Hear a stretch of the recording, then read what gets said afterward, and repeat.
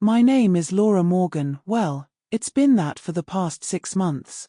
Earlier this year, my life shifted completely. I was a 60-year-old estate agent, counting down the days to retirement. The daily grind was wearing me down. Catching the 8:15 a.m. train to work and returning on the 5:30 p.m. was draining. The commute took 30 minutes each way, often with no seat available. The train was full of typical commuters, a mix of strangers I barely noticed. I never sat next to the same person twice, except for one, Laura. She was always sharply dressed and always offered a friendly hello. One crowded evening, I lucked out with a seat next to her. She flipped through a women's magazine while I tried to catch some sleep. Then we entered the tunnel beneath the river. The lights suddenly went out. A loud bang echoed. Chaos erupted as luggage crashed down. Laura asked, "What on earth was that?"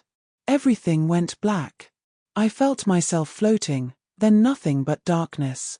Suddenly, light returned, and I found myself lying in a hospital bed. I glanced around. It was a female ward. Usually, beds were separated by curtains, even in unisex wards. A nurse approached. "Miss Morgan, how are you feeling?" I was confused but asked for water. My throat was dry. After a few sips, I closed my eyes, trying to piece together what had happened. Then I sensed someone nearby. It was Laura. "I'm sorry for your shock," she said. "I was beneath you on the train. I felt my body fading, but a spirit urged me to transfer my memories into your brain since mine had only hours left, though my body remained unharmed." She explained how she moved her memories into me, then her entire brain into my body. At that moment, my original body died. I hope you find living in my body enjoyable. The memories I've shared will help you adjust. I asked for a mirror and confirmed her words. Everything was true. My past was hard, twice married, twice divorced, 2 children I rarely saw. Now, I had a new life and a new body. The nurse returned. The doctor wanted to check me and remove the monitoring equipment from my coma. I asked how long I'd been out. 4 days, they said. Then they inquired if I knew the man who had been lying on top of me. They needed to find his next of kin. I said his name was Paul. He worked at the estate agency downtown. I wondered how the staff would react, knowing little of my previous life. The doctor carefully removed the wires and catheter, warning my bladder might leak but would eventually adjust to normal function. I smiled, thinking I'd now be sitting to pee and enduring long lines in the ladies' room. My clothes had been ruined in the crash, but Luke, my boyfriend, brought some from my flat. Thanks to Laura's memories, I dressed easily. The matching lavender bra and panties felt just right. The nurse suggested I join the others in the common room. They wanted to hear about the crash that killed 22 commuters. There wasn't much more I could add beyond what the newspapers had reported. No visitors came during visiting hours. Luke was at work, as were most friends. I had no close family nearby. After visitors left, I felt the familiar urge to pee. Walking into the ladies' restroom felt strange. I lifted my skirt, lowered my underwear, and sat down. It felt odd, but the bladder emptied in a strong stream. Soon, I learned to control the flow. I stood, wiped, and returned to my bed, exhausted. The nurse asked if I was okay, and I said I'd just been to the bathroom. Tea time arrived, and I joined the patients, though they seemed more focused on their meals than me. Later, Luke and 2 women from the bank visited. Clearly, customers missed me. I realized I was popular, quite a change. I doubted Paul was missed, unless some awkward client showed up. During the visit, the sister told me I'd be discharged the next morning. Luke arranged to pick me up during his break at 10:30 a.m. After visiting hours, I changed into the nightdress Luke had brought. Exhausted, I had a drink and quickly fell asleep. I woke with the 6 a.m. shift change, desperate for the bathroom since I hadn't gone before bed. Lifting my nightdress, I realized I needed to poop as well as pee. Unlike when I was male, I noticed that as a woman, you could sit to pee and also have a bowel movement without moving. I took a shower, enjoying the scent of a sweet-smelling shower gel. After breakfast, I gathered Laura's belongings. Spotting her driver's license, I guessed she owned a car. Luke picked me up, and we drove to what would be my new home. It was neat and well kept, unlike my old, run-down apartment, and from what Luke said, I understood it belonged to Laura. When Luke went back to work, I changed into jeans and a shirt. I needed food but planned to visit my old place to see what I wanted to take. The police wouldn't know where I lived, they'd have to contact the estate agency's head office, which was strict and wouldn't release details without a court order. I arrived in Laura's car and was relieved the apartment had a number lock, letting me enter unseen. I grabbed the laptop and my bank debit card, though I never carried it at work to avoid mixing it with my credit card. I planned to withdraw all my funds from the ATM.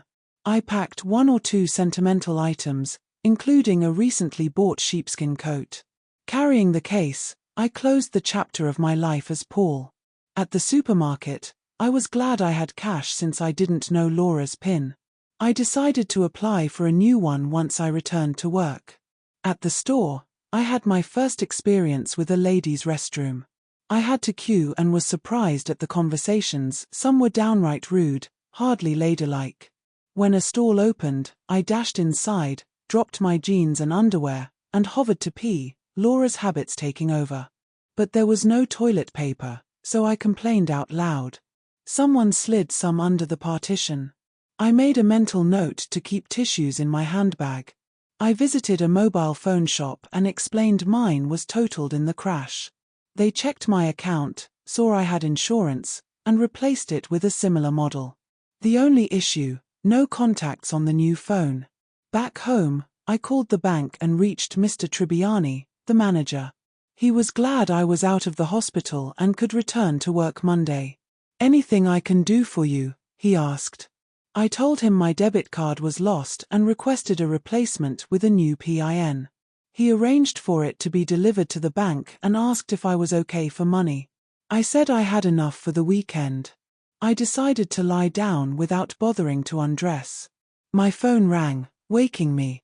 It was my mother, wondering why I hadn't called all week. She was shocked to hear about the accident. She'd only seen it on TV and didn't know I was on the train. I told her I'd just been released from the hospital and planned to call her that evening. She insisted I visit for the weekend so she could see I was okay. With Luke working, I figured I might as well let myself be spoiled. I explored the wardrobe and loved it, but the biggest surprise was in the knicker drawer, a box containing a vibrator. I decided to try it at bedtime, curious but unsure what to expect. Luke arrived at 6 p.m. and suggested dinner at the pub. Perfect, I wasn't ready to test my cooking skills yet. I changed into a short-sleeved dress, sprayed on some perfume, and felt good. "Nice smell," he said. "Better than the hospital stuff," I replied. We drove to the Pig and Whistle. As Paul, I'd passed it before but never entered. It wasn't the dive I expected, clean and bright. Several people stopped to ask how I was.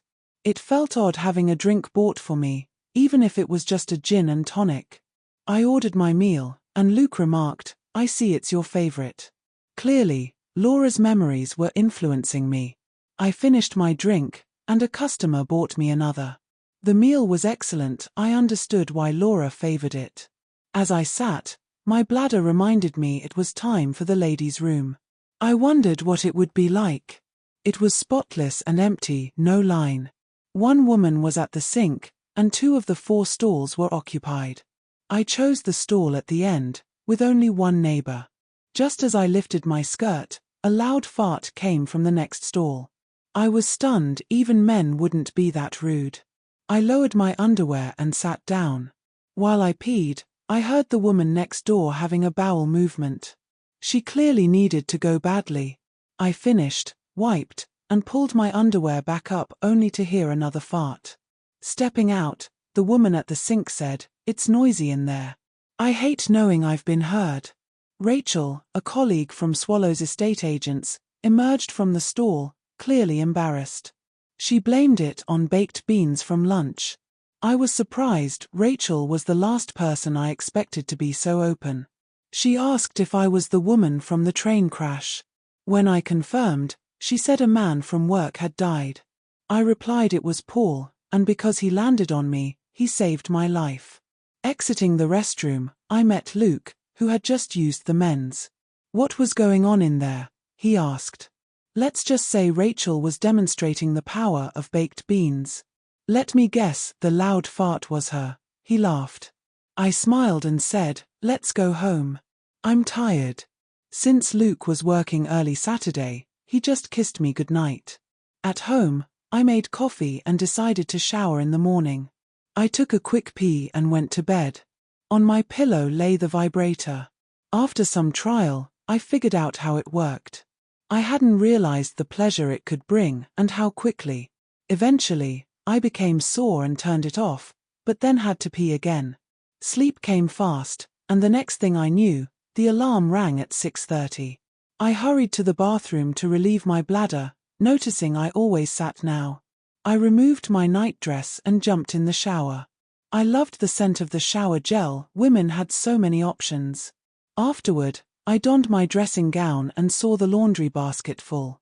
Since I'd been in the hospital, nothing had been done.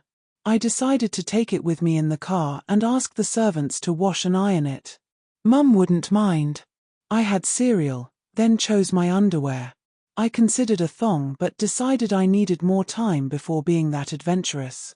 I settled on bikini panties, a top, and jeans. I could change when I reached my parents' since Mum disliked jeans. I put the laundry basket in the car's boot, then returned for my handbag and an overnight bag. Before leaving, I stopped at a gas station for fuel and bought a large bottle of water.